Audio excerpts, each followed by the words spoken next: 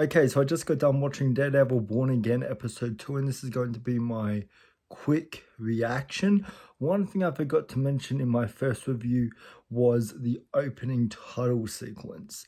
You know, the music is great. I love the visual style and the tone of it, of just these rubble pieces, you know, falling to the abyss and gravestones, you know, breaking, and like, you know, the city has gone to absolute, you know, rubble and chaos. You know, I really like that sense. And, you know, I've seen a lot of TV shows, and, you know, there's been some really bad opening title sequences, but, you know, this is definitely one of the most, you know, creative, you know, and eye-catching ones. And so, you know, props to the designers and for the creativity that was put, you know, into that opening title. So, you know, good job on their end.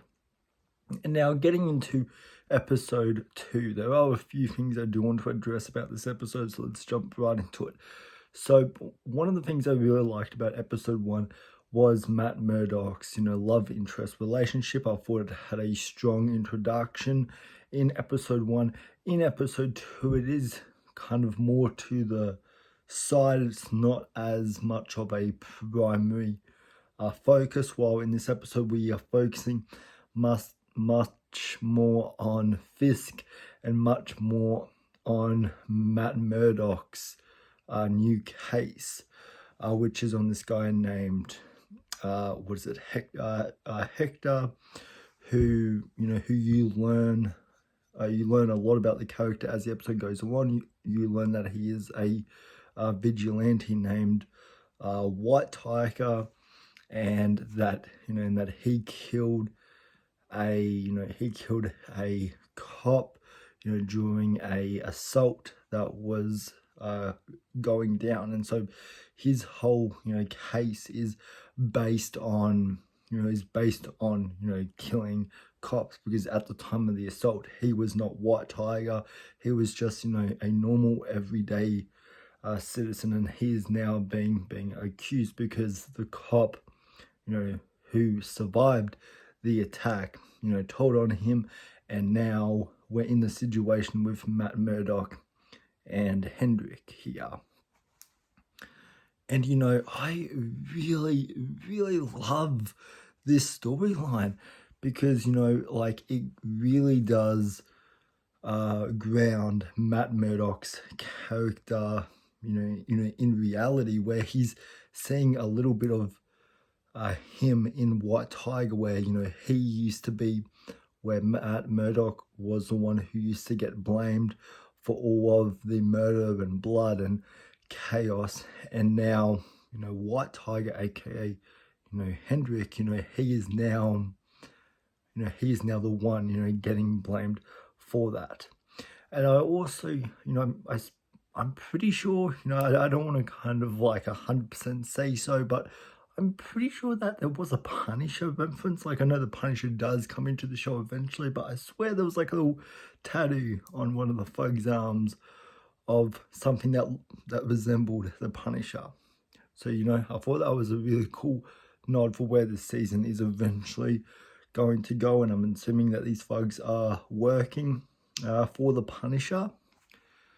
And, you know, I really like, you know, Matt Murdock's and White Tiger's, you know, I really like their relationship, you know, here, where, you know, Matt Murdock, you know, really believes him, and really, you know, wants to get him out of the system, and that, you know, New York is a town, you know, that's full of, you know, corrupt cops, that, you know, that you never really know who you can trust. There's always going to be the good cops, there's always going to be the bad cops. And that was something that was there in episode 1 as well, and I'd say it's a lot more prevalent here in episode 2. And, you know, we do get a little bit more action-packed in this episode, which does bring me to a very interesting scene that does happen in this episode, where Matt Murdock is taking down the 2 goons that I just mentioned. And and this is kind of bringing out the Daredevil inside of him.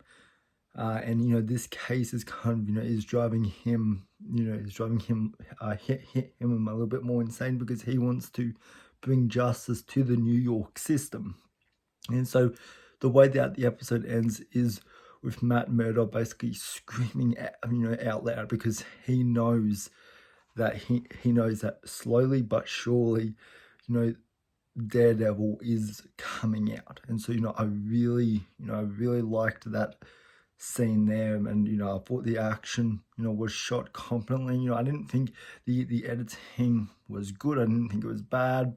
I thought it was okay in this episode.